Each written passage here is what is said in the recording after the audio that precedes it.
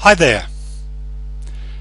This set of videos is about using the CEDriverWizTemplates as available on Codeplex.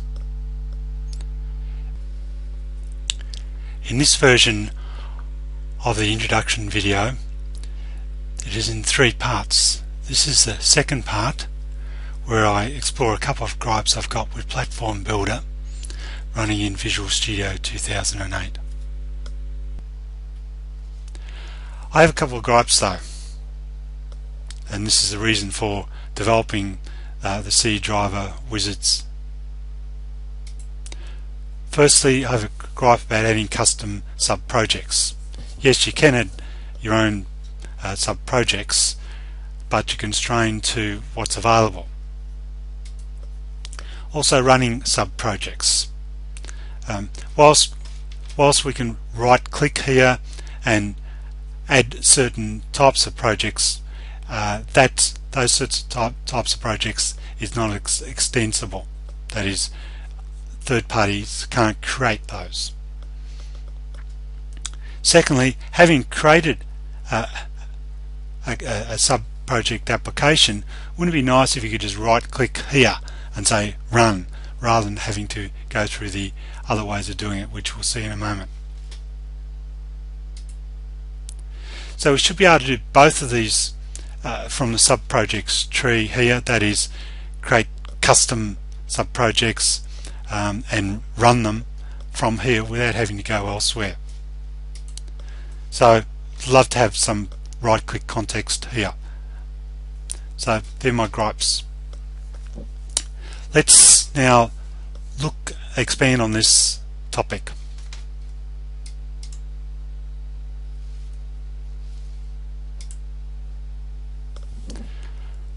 Here we have a Windows Embedded Compact 7 project. At the moment there are no sub-projects. If I right-click on here, I get the option of adding an existing sub-project or adding a new sub-project. Let me first just add an existing sub-project. So I right-click on here, I browse into where I've got them. Here I've got a CEDriver project, and I can either click on the sources or the PBP XML file, and I'll click on sources, and the project has been added, and I now have a CEDriver project which I can build. If we have a look at that, we'll see some of the functions that was mentioned previously. Here's the pre-close function, the close function, the dinit, pre-init, and here's the init function. Note that the names of these functions, as I mentioned previously, are prepended with the prefix of the stream. In this case, the stream prefix would be XXX, which means the first one to load would be XX1:. If this was a serial driver, this is obviously be com_init. So essentially, we implement these functions, and you can see that they're just implemented as a simple shell, returning the required value that makes sure that the operating system doesn't treat the call as a failure. So in this case we're returning 1 when we open, in which case the operating system would say okay, it did open it. If we'd return 0, the operating system would have returned saying couldn't open the driver. The power down, power up functions. Here's some read write functions. In this case it's reading from a buffer. It reads a certain number of bytes and returns those.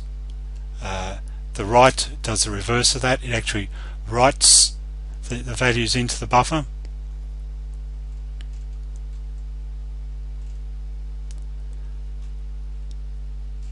And we have down here, here's the ioctl control function, and it looks for certain ioctls. When there's a call for a certain ioctl, if it finds it, it reports okay, otherwise it reports no, didn't work. so we return a false.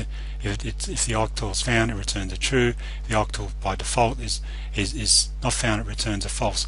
Note that there are messages that display in the output when running to tell you that the driver's loaded or the function's been called properly and so forth.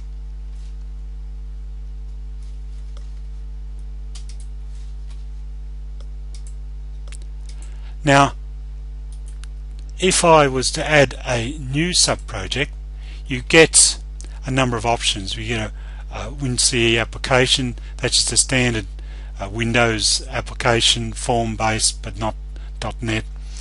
We could create a console application, which is a native application that just runs at a command line. We could create a dynamic link library. Typically this might be a library of functions that console or Windows application could use. We could create a static library which could be linked similar to the dynamic link library, except it would be linked when the console application or the Windows formed application is built. Finally, there's the Tux dynamic library, which enables you to do some testing with the operating system.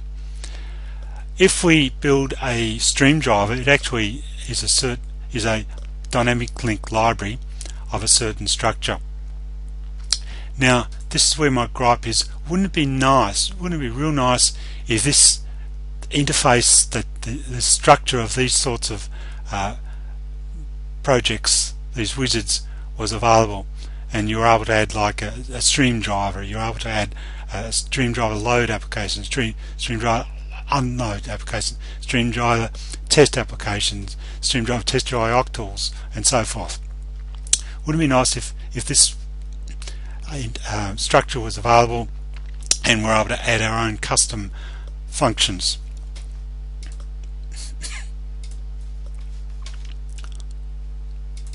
Now, each of those available templates is just a simple DLL in one of the platform builder directories.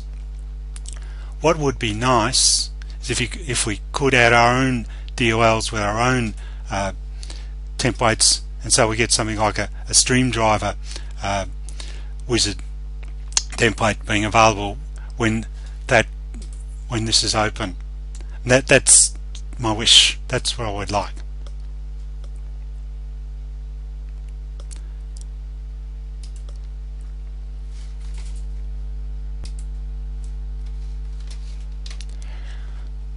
Now, to that end, to a certain extent, I first created the CEDriverWiz, and I'm now making available the CEDriverWizTemplates. Let's just have a brief look at CEDriverWiz. Now, essentially, a stream driver project is a set of files which are all text. There's a BIF file, there's the CPP source file, there's header files, registry files, and so forth, but they all are just text files. And so it's just a matter of creating some sort of program that will enable you to generate the required files, having fed in, you want a certain prefix, you want a certain driver name, and so forth.